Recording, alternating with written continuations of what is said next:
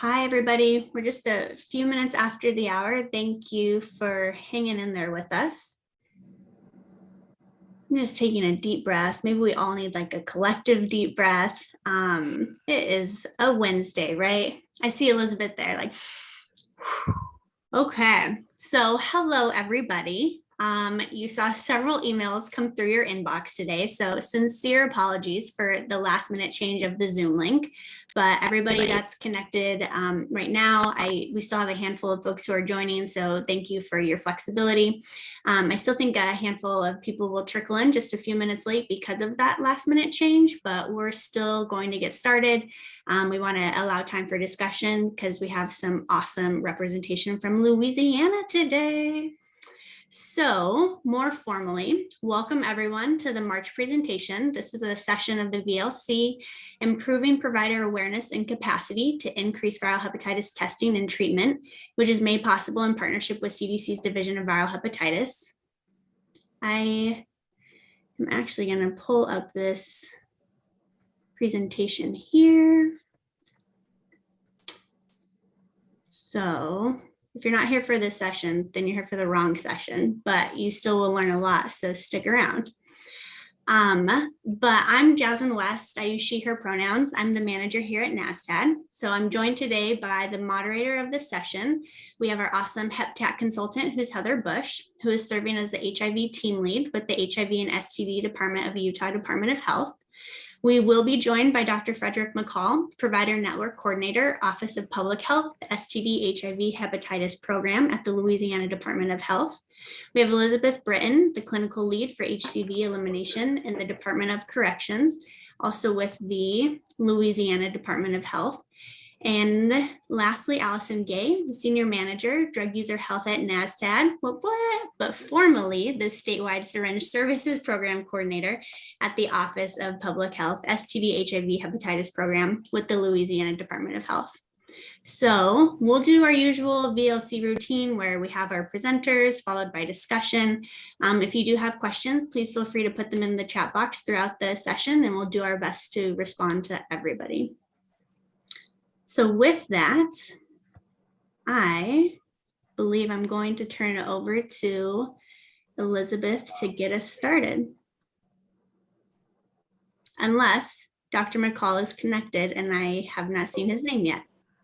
Good, I hope you're all doing well. We are waiting for Dr. Oh. Can you hear me? I can hear you, yes. Okay, I just got a text from Fred McCall, said he got it, so he should be joining us soon. But just to let you know my background, I'm a nurse practitioner that has been working in the field of hepatology for 20 years, well, 22 years actually. And so I've been working specifically with the Louisiana State LSU Medical employed me to start on helping develop liver specialty clinics for the Department of Corrections. So when Louisiana decided to tackle this big issue of eliminating hepatitis C, that's when I got recruited by Louisiana Department of Health to join in that effort. And I work with McCall, Dr. Mazurek, and Dr. Gia Tyson. She is our transplant hepatologist currently with Ochsner and works with us to see about training all the primary care providers out there in the field to take on this task of treating viral hepatitis.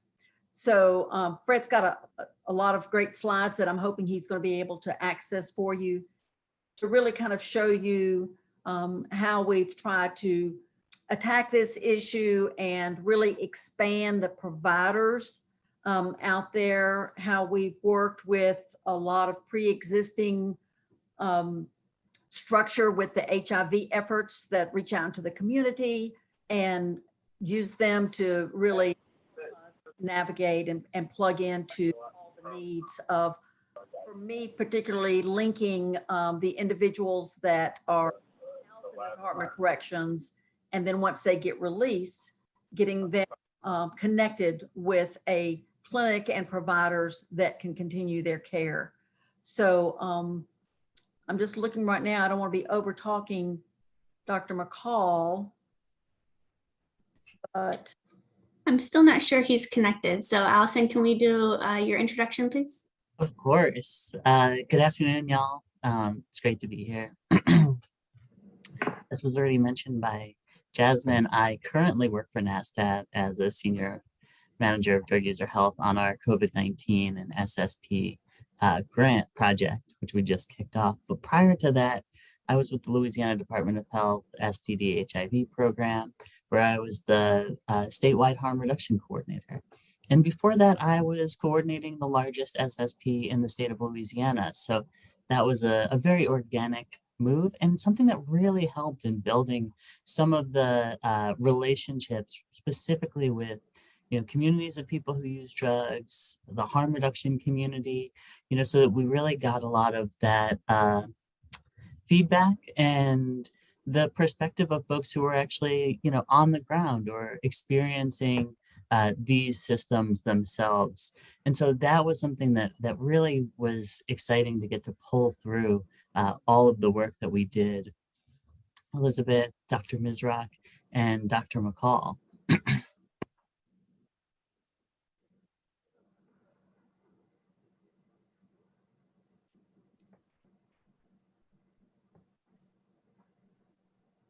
Thanks for that, Allison. I am just looking, and he's still not connected, but Allison shared earlier that there was a blackout near the area. So we're also just questioning, if that has something to do with it.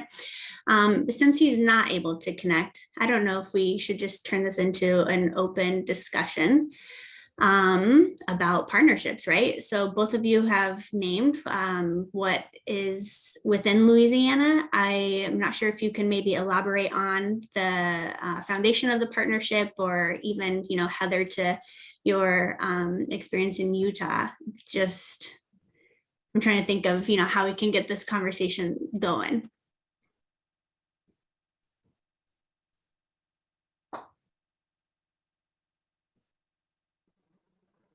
Absolutely. I mean, if I could jump in and just kind of relay some of the relationships that were being built when I was with the Louisiana Department of Health, specifically within the Syringe access program and harm reduction community.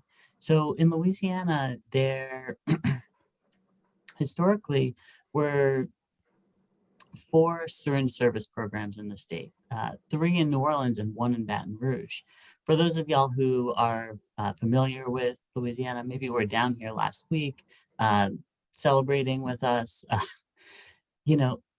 having SSPs in our biggest cities is definitely a positive. But one of the things that was really exciting to get to work on over the last few years was expanding that out of the cities. So to Shreveport and Alexandria, smaller cities within Louisiana that had more access both for people who use drugs in rural communities and, a totally different perspective and experience of harm reduction, hep care and treatment, and, people who use drugs. So really being able to take all of those perspectives and pull them together was something that I think really, really strengthened our harm series that we worked on and the echo-like projects that we did with different providers. One thing that I do want to kind of call out, and I'll kick this over to Elizabeth, but we in Louisiana, like many other states, had some challenging policies around hepatitis treatment, right? Prior authorizations, a sobriety requirement, a necessity for specific tests, right? That really did create a lot of barriers. And one of the things that Louisiana did to try to break down those barriers, especially once we entered into a modified subscription model with Gilead or a Segwa to be able to ensure that access, was to take those prior auth requirements down, was to take that sobriety requirement away. But it wasn't just like that. Now everybody's good, because we still found that providers throughout the state we're still using those policies, or we're still leaning back on them. And it really speaks to, our place as bureaucrats, as health department staff, state employees, about what we can do to advocate for folks who use drugs or folks who are living with hepatitis, to really show those providers that, people who use drugs are just as successful in treatment, are just as adherent, right? Just as likely to seek out that treatment, and so really being able to take the privileged and institutional voice we have and relay that, because I can say this from a perspective of somebody who's seen these processes from almost every different side. You know, your voice goes a lot farther when you have at la.gov in your email address, or you get that little card with LA state employee, than when you're just kind of a activist, advocate, SSP staff, or just patient, right? And so there's a lot to be done to really get that message out to providers. So I'll kick that over to Elizabeth for the more provider level experience. Yes, thank you, Alison. Those were great comments. Most of my career in the last 2 decades has been in corrections. And so corrections was following a lot of those same treated. And also the reality was the treatment was very difficult. It did need to be managed by specialists, but in this new day and age with the direct actings, it became very clear that we needed to expand who was trained and willing to take on individuals that had specifically hepatitis C. Has been our big push to try to eliminate that virus in our state. And the collaborations, specifically for my job, have been with our Department of Corrections, with our Louisiana Department of Health. And I think the fact that there are a number of us working in this program that have had long careers with our feet in each venue has helped a lot with collaboration, I think with trust, and kind of building out on structures and protocols that are already in place and expanding them to include the hepatitis work. And I know specifically for us in the Department of Corrections, some of our biggest challenges are when we have individuals that are being released from the Department of Corrections, and that linkage of trying to make sure that they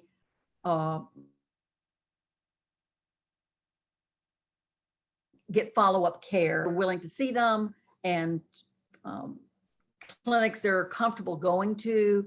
All of that's just very important in terms of being able to continue that the continuity of care that's so important for patients, regardless of where they are or where they're going to. So I don't know if there are other folks that have worked with departments of corrections in their states, and if they know what's happening in terms of specifically the hepatitis C policies, and because I know it can widely vary all across the United States. And so. Yeah, thank you, Elizabeth, because I was just going to ask a similar question, is if anybody else who's on this call has some experience, first working with corrections to increase hepatitis testing, or what challenges they've met trying to work with corrections. You're welcome to either pop it in the chat, take yourself off mute, raise your hand, whatever works best.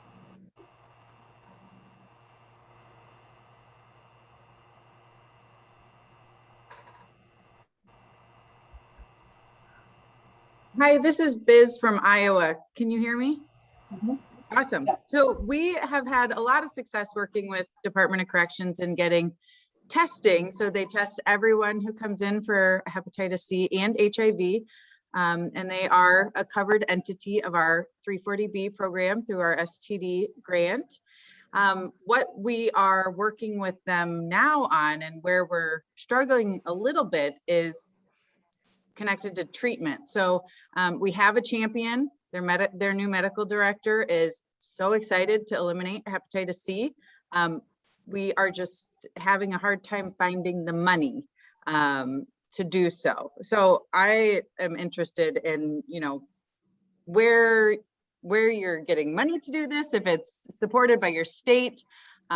We're doing some work internally to maybe try find some state, revenue opportunities. But I would love to hear how folks are funding treating people in the correction system. That's a great question, Biz, because so many times we have these great ideas. We all have the great intentions. You may even have laws and connections and systems that support that. But then what do you do? For example, and I'll open this up in just 1 second, but for example, we did a huge testing project a few years back we were doing HIV, Hep C, and chlamydia gonorrhea testing in the prisons and jails, and we were doing it upon exit. And it was great. We tested 8,000 people for HIV and Hep C. It was amazing. We identified so much Hep C. It was so great, but we had no funding for confirmatory testing and no funding for treatment. So we were kind of like, well, you're positive for Hep C. Have fun. Here's some resources, which was great, but it was definitely, as we looked back on it, and even as we were in the middle of it, we were like, we should have really thought this through more and had this full plan before we just leapt in and started doing testing. So I'd like to hear from some others about experiences like that, or what you've done to fund that.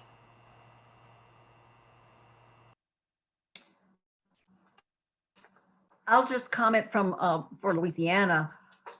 I'm certainly not one of the folks that's high enough up to know about all the funding sources and streams and such, but basically an overview is that the Louisiana, our Secretary of Health realized when she came into that position how much money was being spent for hepatitis C medicines.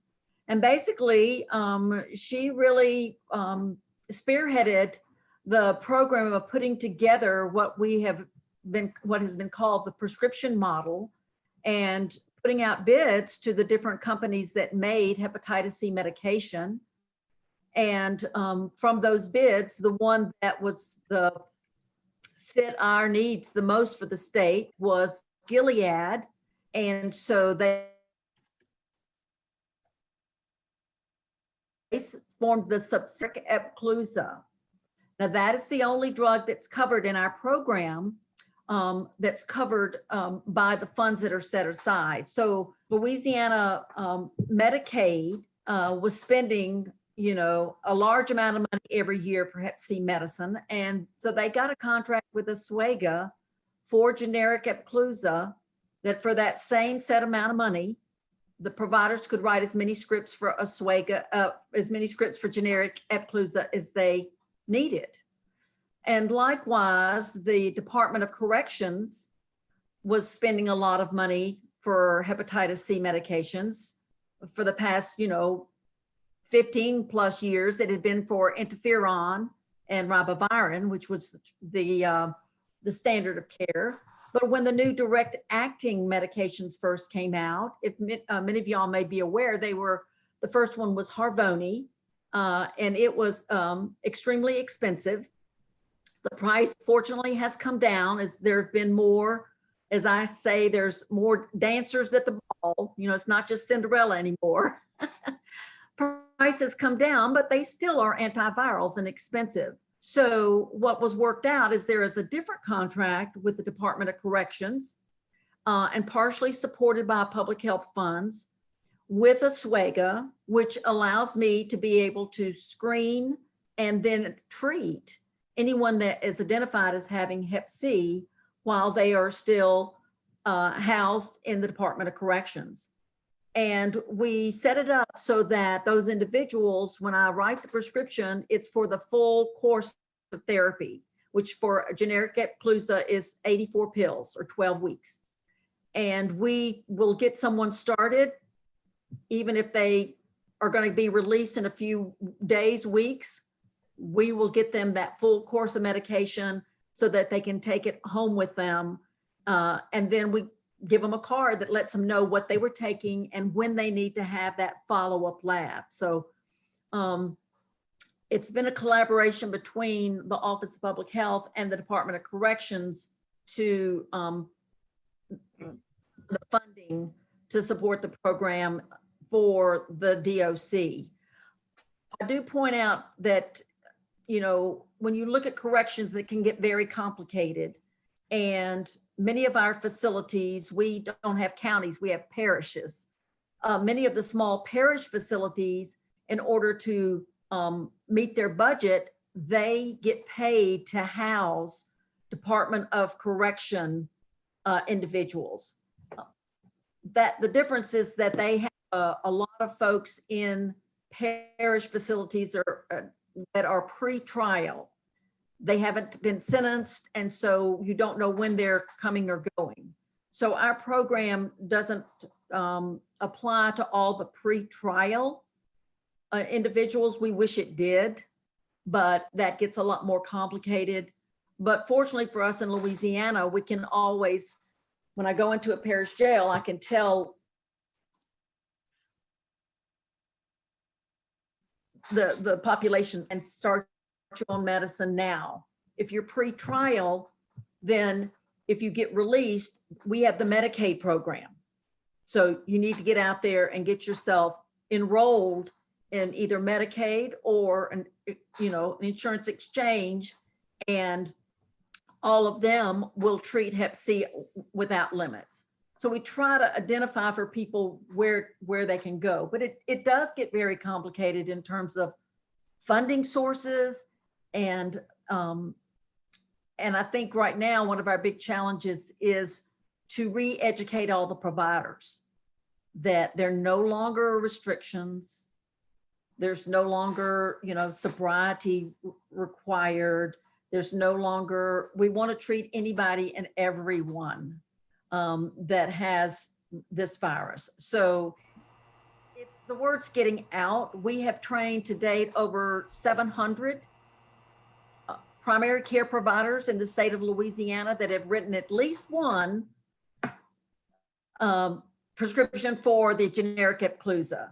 We know there are folks that write a whole lot, and there's some who've only dabbled in it. And that is where Dr. McCall and Dr. Mazurek are looking at where these treatment deserts are for us in the state.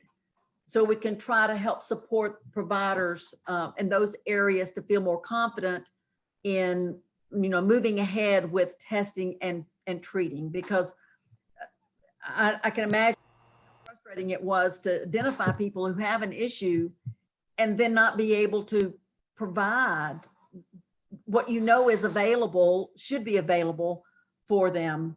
So yeah, that's wonderful, Elizabeth. And I really love many of the points you brought, that I think sometimes we get a little frustrated with looking at testing and treatment, like in corrections, because if we're reaching a roadblock here, we forget, like you said, there's the pre-trial folks, there's the people that are being released, there's the people who have been released, there's working. So there may be, if you can't work with, or you're not getting in well with maybe the DOC, are there some other angles with which you can maybe approach it? And then I wanted to share some of the comments in the chat, because they also kind of address this, that there's maybe different ways to approach it. So Amelia from Utah said, ours was funded through the state legislature after they were sued for not routinely testing and treating. So that was kind of an open gift, but it was also great. She also went on to say that our DOC also prioritized by F-score, as they just started testing and treating and needed to get a way to treat in phases. So sometimes it's starting maybe back at the bottom, going back to F-score, even though a lot of us on the outside don't use that anymore. And we're working on a plan to have follow-up for people who are positive but not treated and then released.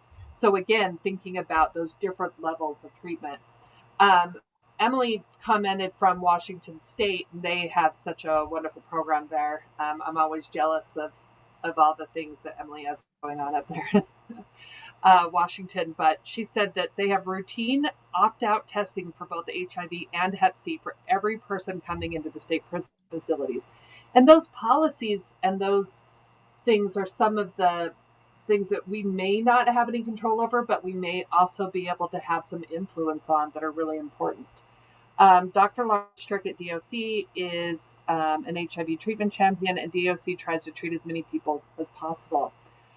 She also talks about using 340B and working with contracts with the DOC, and I think that's some definite back and forth there. But as I'm talking, I see that Dr. McCall has joined us, so I want to turn it over to him, and we're so glad that you're here. Him and Jasmine. Yes, thank you so much.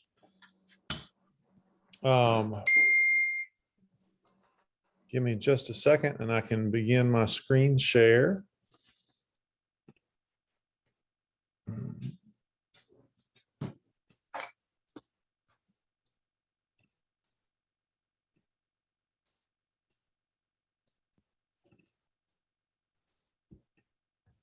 Thank you, Dr. McCall. We know you had some difficulty connecting, but we appreciate that you're able to join, especially during the power outage in your area. Yes, and y'all should now be able to see my screen. Is that correct? We sure can. All right, wonderful. Yes, so I am here to talk about how to increase viral hepatitis testing and treatment capacity. And so through this lens, I'll be looking at how our Louisiana Comprehensive Hepatitis C virus elimination strategy has come together and works for us here in the state of Louisiana. So as I'm sure they've been able to mention already, I'm Dr. Frederic McCall. I work for the Louisiana Department of Health. I work within our Office of Public Health, and specifically, I work within our STD, HIV, hepatitis, and a program. And specifically, I work on our hepatitis C arm of it. So I have very specialized kind of training within our hepatitis C strategy and within the academic domain of that. With that, and through my work with Louisiana Department of Health, I have no relevant conflicts or financial relationships that I have to disclose. I work for the people of Louisiana, so I work for y'all essentially. A couple of learning objectives for my quick presentation that I was going to do today.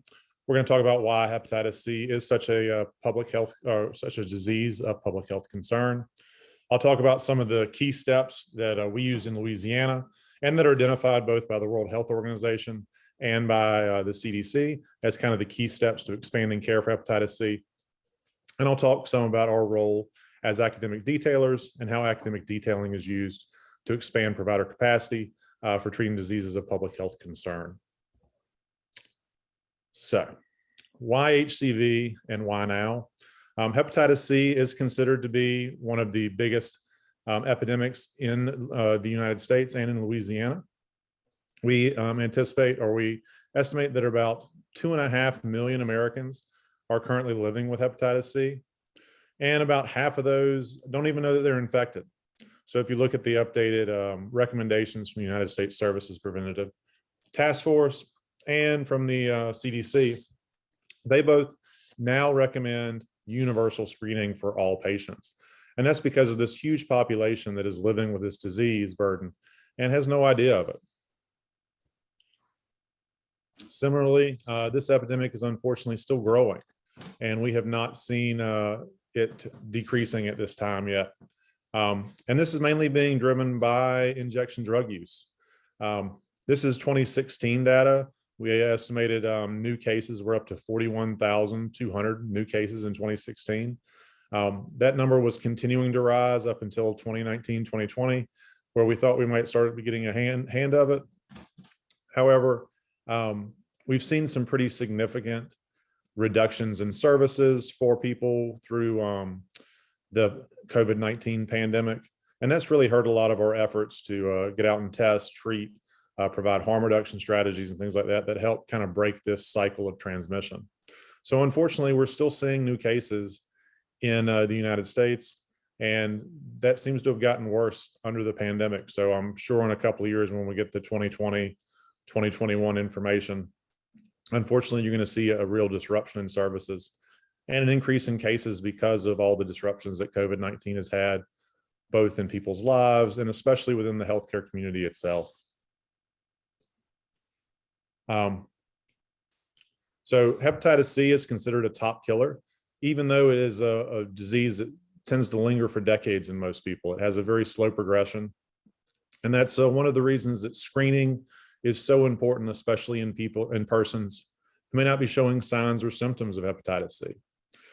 This is a quote from Douglas K. Owens. He was the chair of the U.S. Preventative Services Task Force and also serves as director for the Centers for Health Policy and the Center for Primary Care Outcome Research. And he stated that HCV now kills more Americans than all other reportable infectious diseases combined, and that included HIV. Now, granted, this quote is taken from the pre-SARS-CoV-2, CoV-2, so pre-COVID times. But when you think about all the infectious diseases that we have, especially all the 60-odd ones that are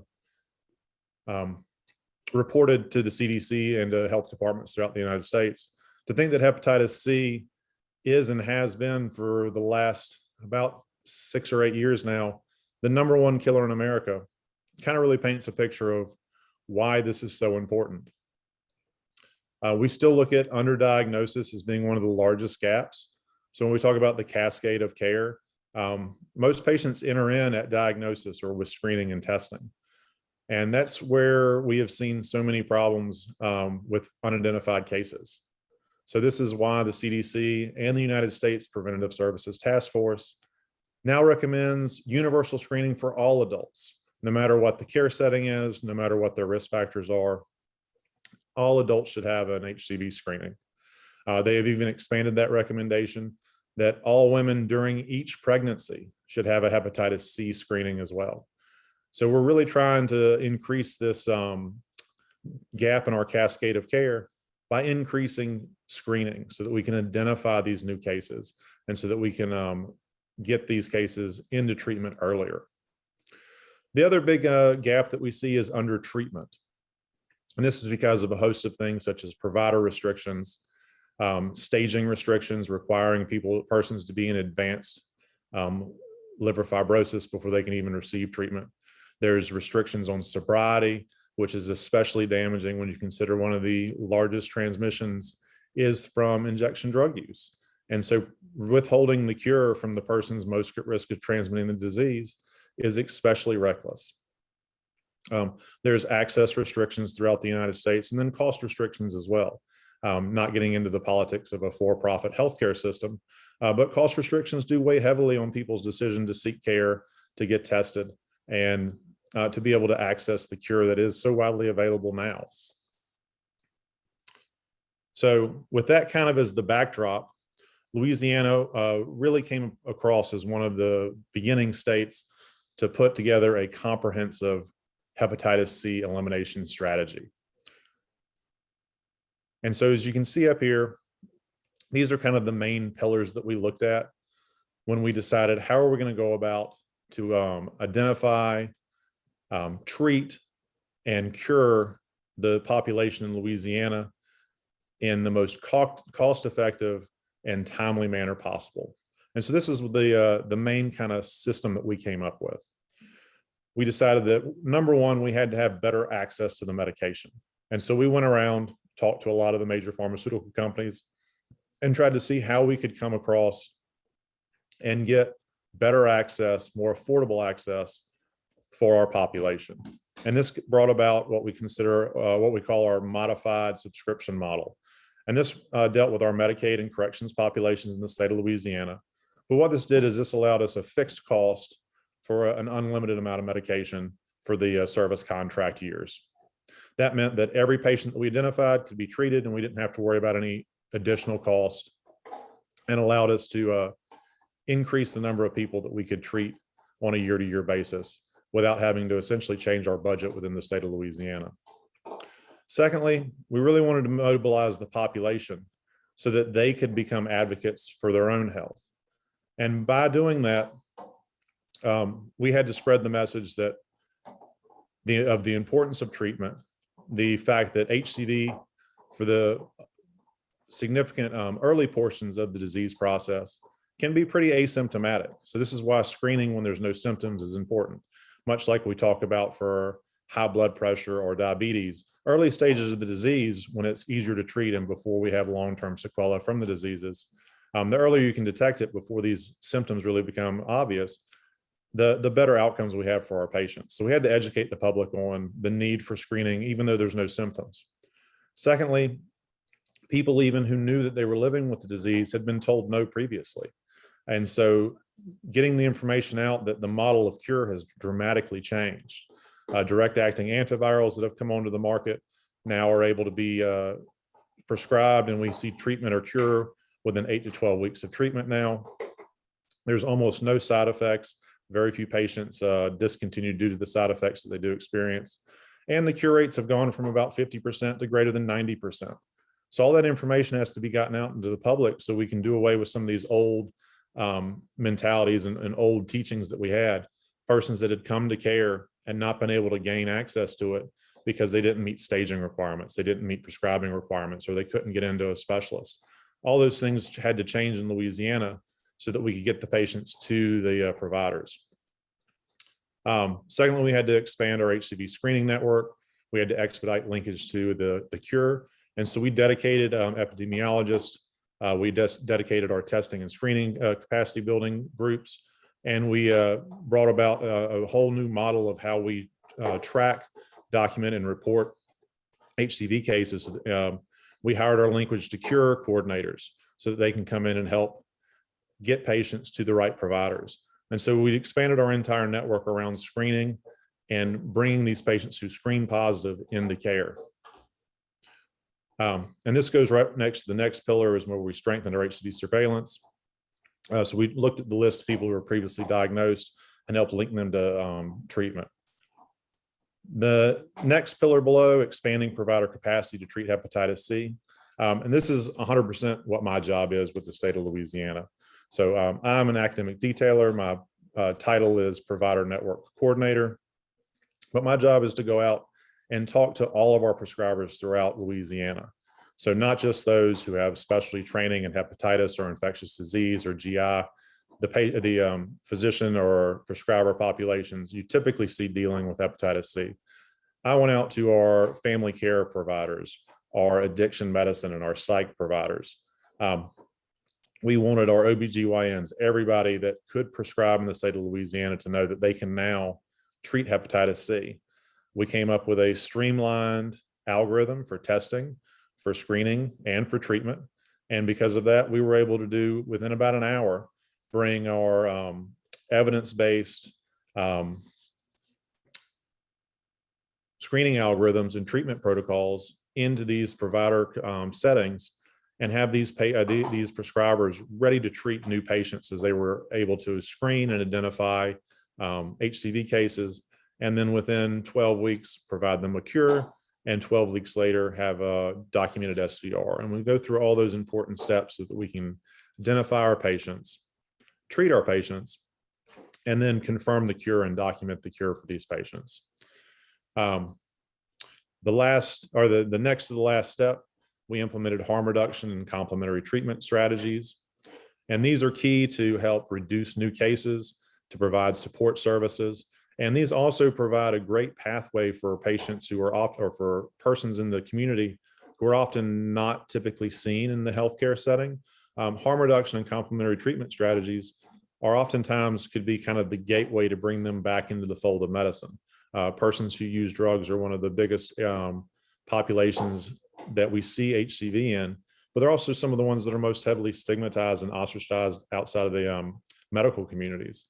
So trying to get them back into the medical community fold was important, and harm reduction and complementary treatment strategies really were kind of the gateway to bring them back into healthcare as a patient, that we could see treat them, so that we could screen them for HCV and eventually treat them. And then through all these strategies, our next step was to kind of put pressure with our successes on the private insurance companies throughout the state of Louisiana, so that we get these eliminations efforts extended to everyone, whether they were within our Medicaid and Department of Corrections policy or systems or not. So these were the core strategies that we looked at for the state of Louisiana. So here is just kind of give you an idea of the number of DAAs that were prescribed in the state of Louisiana. And this looks from January 2019. So this was about 6 months before this comprehensive project started. And it goes all the way to really about December of 2021.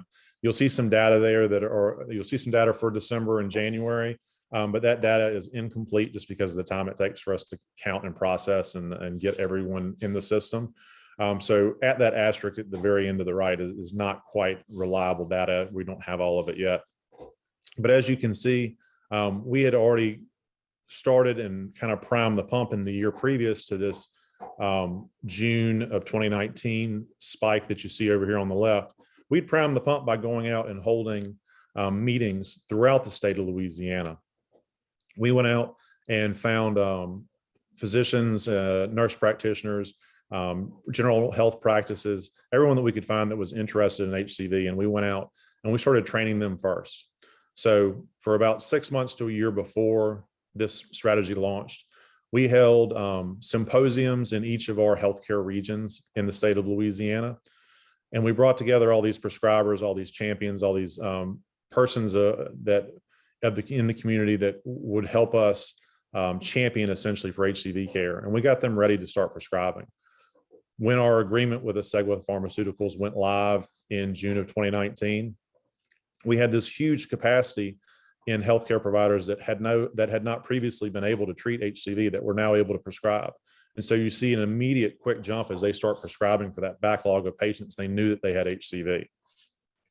We were able to keep those numbers up pretty good right up until March of 2020, which y'all may be very familiar with a small virus that popped up on the screen called COVID that happened around that time. And obviously with the shutdown of pretty much all of our society, including a lot of healthcare, we saw a pretty significant drop in our numbers. But even with that COVID drop, it never went back to the baseline before the subscription model went live. Obviously, providers, we had a little bit of a learning curve as we figured out telemedicine, as we figured out remote services, how to reach out and integrate and bring safely our patients back into care. And so as that happened, we brought it back up to about 300 persons per month, I believe was about the number we were looking at, and held it pretty well. You see a couple of other dips as it goes on. So we had things like the Delta spike, the Omicron spike. We had Hurricane Ida that came and wreaked havoc in Louisiana, unfortunately. And so we see the kind of natural history events that happen throughout this plan. But even with that, we've been able to maintain what we feel is a pretty significant momentum towards our elimination efforts in Louisiana. So we're very proud of these numbers, despite the kind of background events that we've had to work and overcome. So how do we improve provider capacity? How do we find more providers for whatever our public health goal is?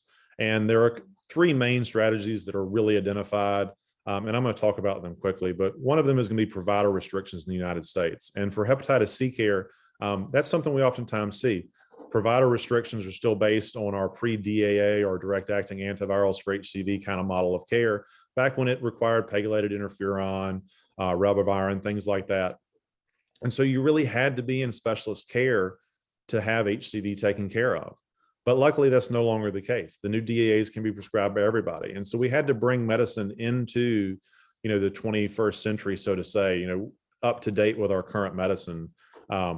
And so thankfully in Louisiana, we were one of the ones that was able to change our state from highly restricted, so we see here in the purple in 2014, to white, no restrictions in 2021. So before that June 15th date, only board certified GI or ID docs could prescribe DAAs in the state of Louisiana, of which there were, they're not very many. We had less than 200 total doctors in the state of Louisiana that accepted Medicaid at the time. Yet 40% of our population was a Medicaid recipient thanks to expanded Medicaid in the state. So how do we overcome that? Well, we remove all those prescribing restrictions. But all of a sudden, we have all these physicians that have operated within their realms outside of GI or hepatology that had to be brought up to date on how to screen and how to treat HCV. Oftentimes HCV might not have even been discussed in school or since their med school, times.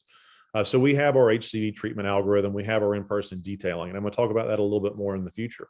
But because of that, and even with COVID, even with having to be all virtual and not really being able to go out in the doctor's offices and do face-to-face trainings, we've been able to bring 600 new Medicaid HCV prescribers on board the Louisiana system through this period of time.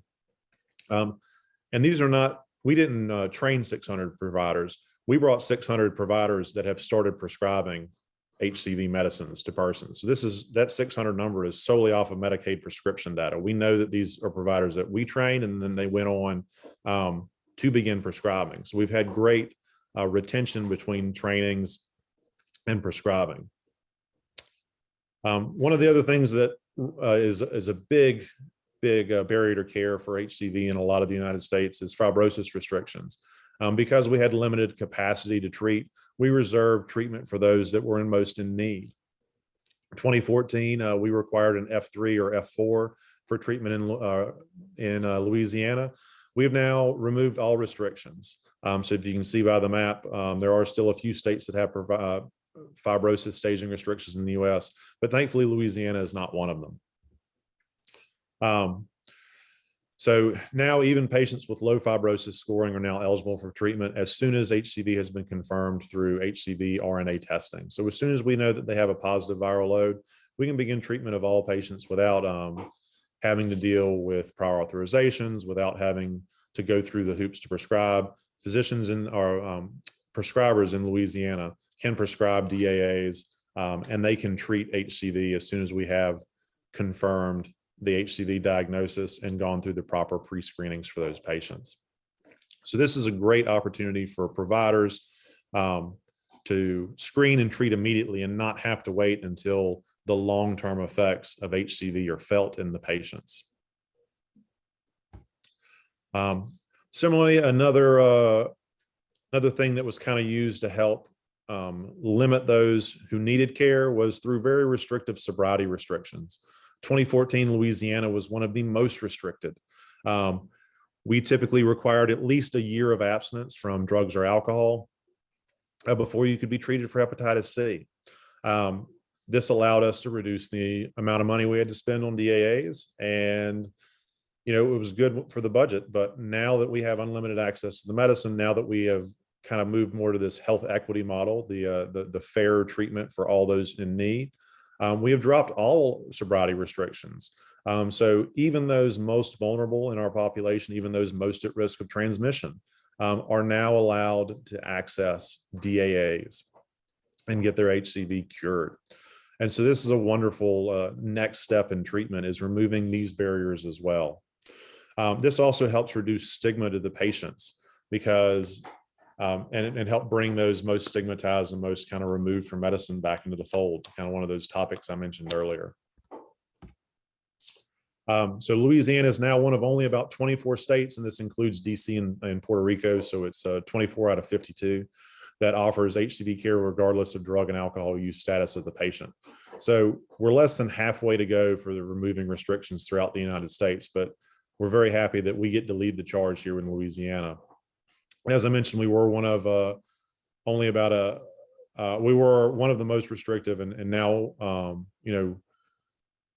now one of the few without sobriety restrictions. That's great.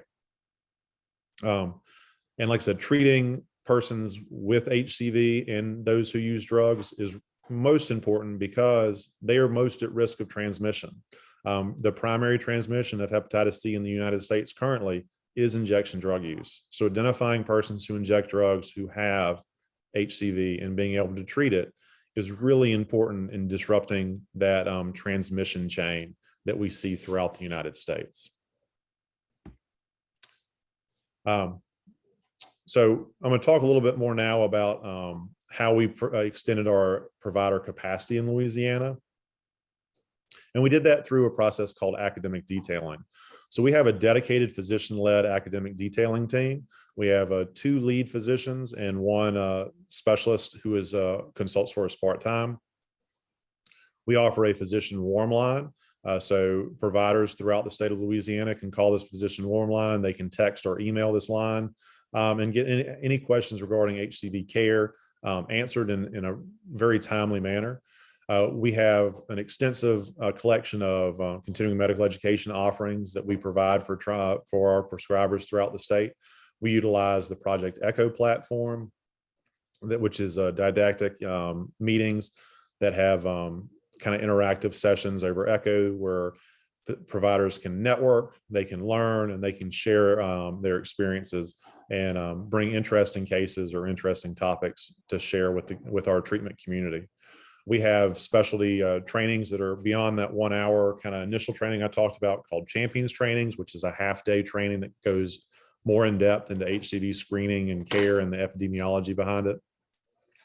And all of this is online. We also were doing in person before COVID, and we hope to be doing in person again soon as the COVID restrictions are lifted. But it's a wonderful kind of live interactive method, even through our like Zoom based or other virtual platforms for the prescriber network in Louisiana to get to know each other, to problem solve, and to learn. We've also used the professional groups throughout Louisiana to help kind of piggyback our message across to everyone who needs to kind of hear it throughout the state.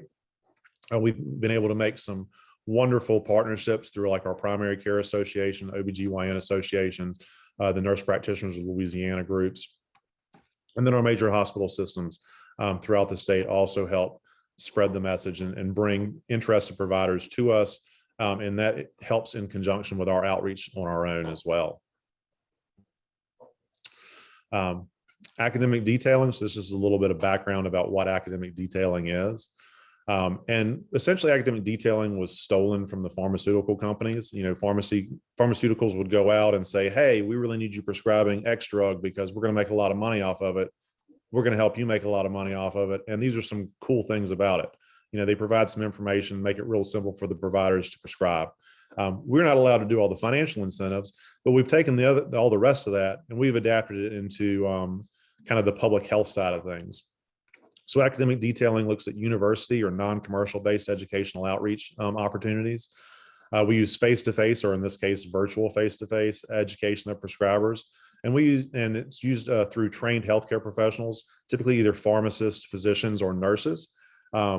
And most evidence shows that it's best received when delivered through physicians or secondly through pharmacists. So those are typically considered the most trusted sources. And then nurse practitioners, nurses, and any other healthcare providers down the line as well are also considered trusted sources right behind those. What we look to do is improve prescribing of whatever our target drug, condition, item is. And we want to bring those screening, treatment, and prescribing guidelines in line with medical evidence. And that medical evidence needs to be the best practice as supported by randomized controlled trials. So what are some of the benefits of academic detailing? Well, it can improve patient care. It can be used to help reduce healthcare costs, and it can be used to increase healthcare provider capacity in whatever your specific area of interest is. So it has a lot of really good benefits, and especially when leveraged through coordinated public health efforts, can greatly increase capacity for its treatment and increase patient outcomes and utilization throughout your catch basins, essentially. Louisiana Department of Health's academic detailing program basically began in 2016, looking at HIV care in New Orleans. We expanded it in 2018, both in scope and size, for including educational and PrEP, PEP, HIV care, syphilis, congenital syphilis, STDs, and hepatitis C. As I mentioned earlier, the academic detailing team consists of 2 full-time medical doctors for the state of Louisiana. We also have 1 MD specialist who is a liver specialist for the hepatitis C program specifically, and she consults on a part-time basis. And so this really was expanded in anticipation of this hepatitis C elimination project. And here's one of the graphics that we have as part of our education and outreach, both for physicians and for the community at large, letting people know that kind of the game has changed when we talk about HCV care. You know, even though you've been turned down in the past, it's time to come in, and we're going to work together to eliminate hepatitis C now. So this is one of those kind of part of one of those campaigns that I was talking about earlier. So during academic detailing sessions, we typically try to do it within an hour or less. You know, that's kind of what we see as one of the best timeframes to maintain engagement. And as far as like information retention at that, we really look at best practice guidelines. So it's not so much a, hey, we're here, you're doing something wrong, or hey, let me tell you the best way to do this. It's all about presenting the information. Most healthcare providers learn really well by seeing the evidence behind something. So that's what we're here to do. These are the best practice guidelines as delineated by, and in the case of like hepatitis C, we look at the American Association for the Study of Liver Diseases and the Infectious Disease Society of the America, AASLD and IDSA. We look at their recommendations, and then we go look at the clinical trials that those recommendations are based on, and we help present those to our prescribing partners throughout the state. For hepatitis C, we really stress the importance of the new updated guidelines from the CDC and the United States Preventative Services Task Force. We want to make sure that everyone's getting screening, that we're no longer only doing risk-based screening, and that we're now doing universal screening. So every patient should have an HCV test on file now. When we talk about harm reduction and treatment for those who may not be abstinents at this time, who may not be abstinent of drug use or alcohol at the time, the Simplify study is one of the best ones that we look at. This was a study that was dedicated to persons who were actively using drugs and undergoing HCV treatment. And even under that population, we saw wonderful medication adherence. And most importantly, we saw no decrease in the cure rates for the DAAs for HCV. Dr. McCall, I hate to interrupt you, but we are right at 2:00.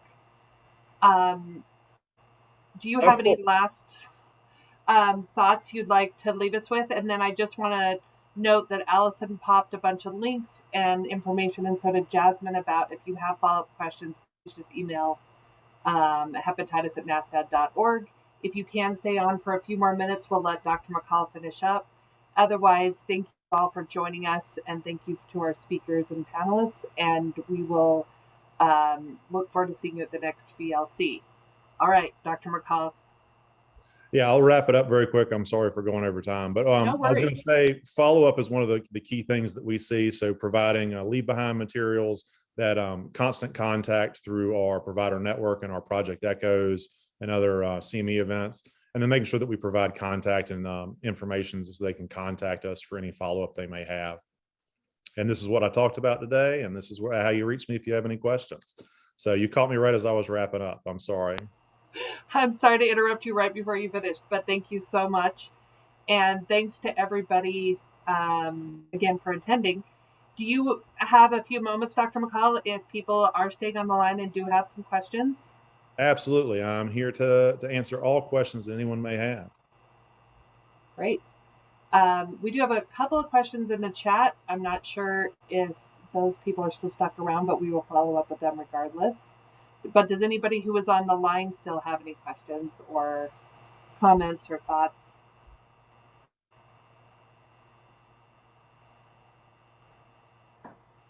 And for folks that are interested, there were a few requests for the slides. So Dr. McCall will make sure it's okay to circulate.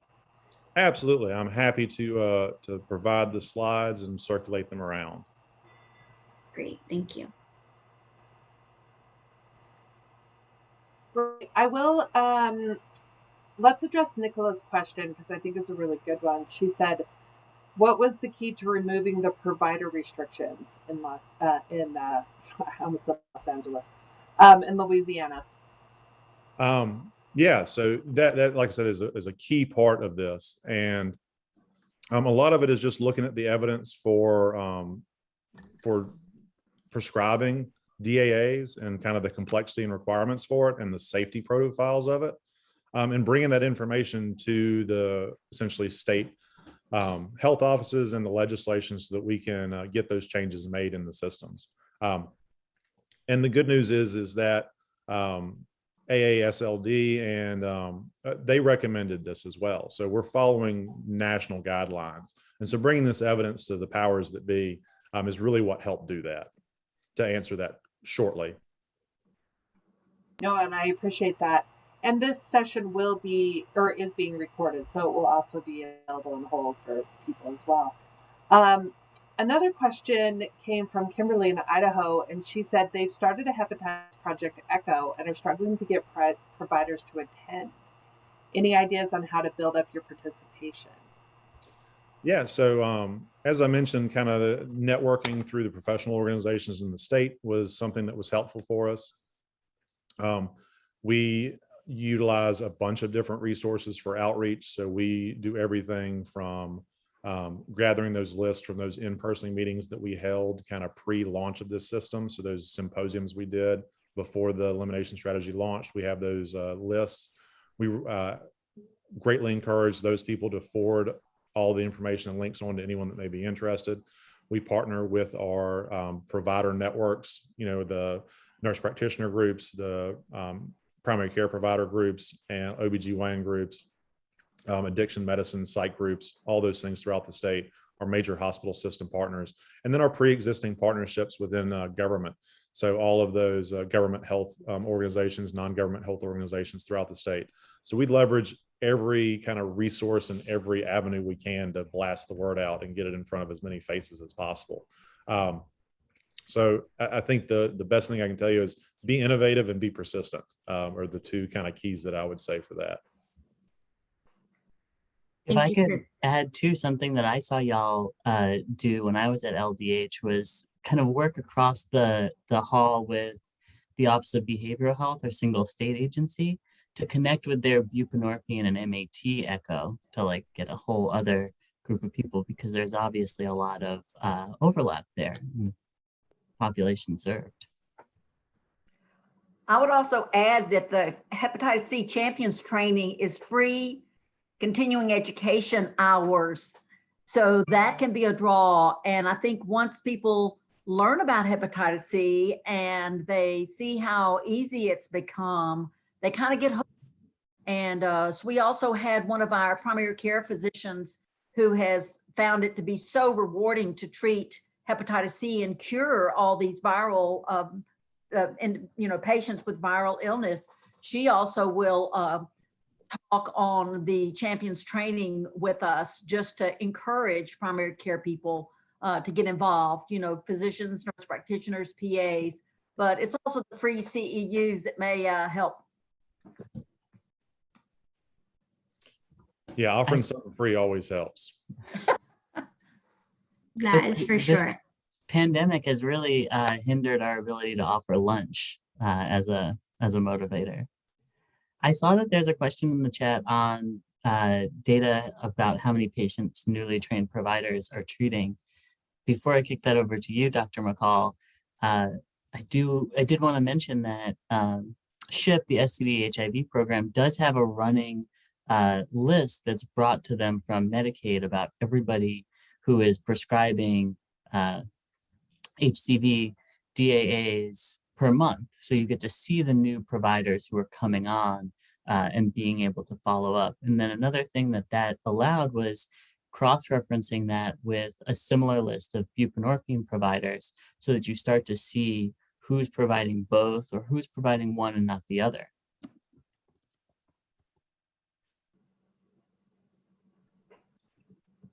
Yeah, so the numbers, we have just exceeded 10,000 persons treated through the expanded Medicaid and subscription model program that we have here in Louisiana.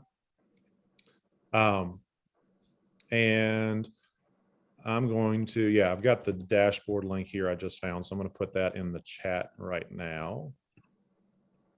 So there's the Louisiana dashboard. If you want the updated HCD numbers as we get them, we post them here. So y'all can keep track of our progress over the years. Wow. That's great. So I do want to be mindful of time. We have held space for 8 minutes over. I see that Rachel and Lori have questions in the chat box, and if I may, we can follow up after this. So with that, I want to thank everyone for their patience with the last minute changes to the Zoom link, but also for their flexibility during the session. Thanks to Dr. McCall, Elizabeth, Alison, and Heather for holding space for us today.